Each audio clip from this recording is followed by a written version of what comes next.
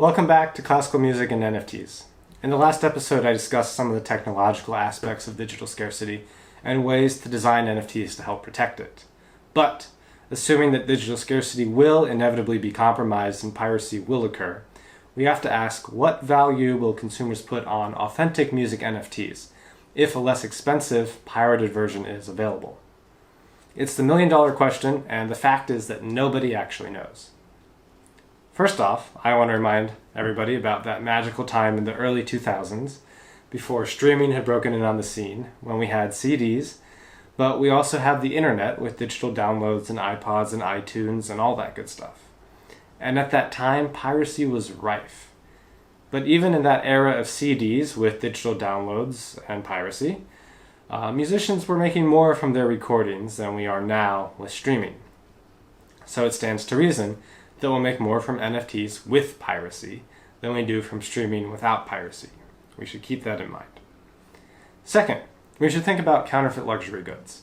Now, this isn't a perfect comparison with music by any means, but we've probably all seen those vendors selling fake Gucci sunglasses for $10. And there are some people who will buy those, but in spite of that, the luxury brands are doing just fine. Lots of people are willing to fork over lots of cash for them despite the prevalence of counterfeits. Part of it has to do with quality, and luxury brands often are of a very good quality, but quality alone does not explain the high prices of luxury goods. People are paying for the brand, and they value authenticity when doing so. This is just to show that we have an extant and established real-world scenario in which people are willing to pay for something that is authentic, even when a cheaper, pirated, or counterfeit option is available. Now, we have to think about the particular case of music NFTs, and I would even further specify classical music NFTs and the classical music audience. Music NFTs are somewhat unique amongst NFTs because people will be buying them to actually consume them. That is, to listen to the music.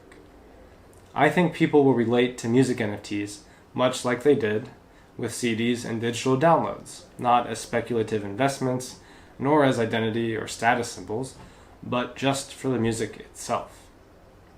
The thing is that people buying NFTs as a speculative investment or a status symbol, akin to luxury brands, are going to care a lot about authenticity, which is exactly what NFTs are great at providing and verifying. In this case, the NFT itself, with its proof of authenticity and ownership, is a massive part of the monetary value of whatever it's attached to. But that, I think, will not be the case with music NFTs, at least the vast majority of them. Because whether you're listening to a music NFT or a digital download or streaming, the exact same thing is going into your ear hole. The music is the same, and the music is what I think people will value more so than authenticity, in which case people won't care whether the music is pirated or authentic. So that's sort of the bear argument on musical NFTs and how people will value them with pirated options available. The bull argument, I really see two aspects to it. One is that people are kind of good some of the time. And most of the time they know when they're stealing and, feel guilty about it. There is definitely some empathy and compassion and conscientiousness in most consumers, particularly when engaging with smaller artists. So I think that pumps the brakes on unchecked theft.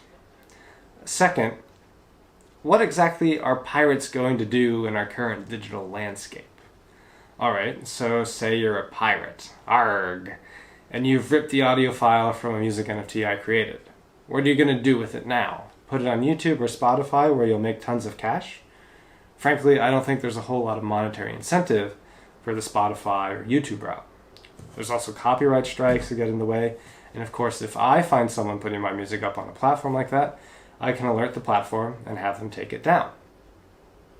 You could also do a more straightforward, old-school internet pirate thing and just sell the digital downloads for cheap, or give them away for free with a virus. But now you're getting off the beaten path of the internet and into less user-friendly interfaces. And I think that's something that most music listeners, and most classical music listeners in particular, won't want to wade through and deal with.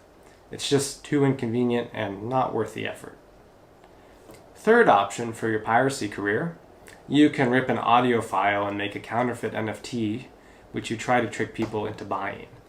The counterfeit NFT thing is already a problem, and I think it's going to remain a problem. It's going to be a constant, perpetual game of cat and mouse between NFT marketplaces and pirates. Marketplaces such as OpenSea do try to monitor and crack down on pirates and counterfeits already. It's just become part of the Web3 ecosystem. There are also some telltale signs of counterfeit NFTs, and a conscientious consumer who wants to make sure they are buying something the musician actually made and will make money from can figure out those signs. It's a little more difficult, but not all that different from sifting through scams on Craigslist, per se.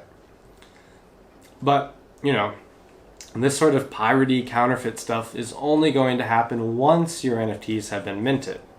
This is why you should create your own minting page, as I advocated in the previous episode, rather than minting NFTs yourself and trying to sell them on a marketplace. A minting page gives you one really powerful layer of protection and control when you need it most. Again, we don't know what's going to happen in the long term with scarcity and with digital scarcity in music. We don't know what technological developments there will be in the next decade or two, nor how consumers will react to and value authentic music versus pirated music. But it's definitely worth researching and experimenting, and that's why we're releasing the Wagner's Nightmare album as an NFT and making this series of videos. If you like this episode, please like it. And if you liked it a lot, please subscribe. We'll be back with another episode soon.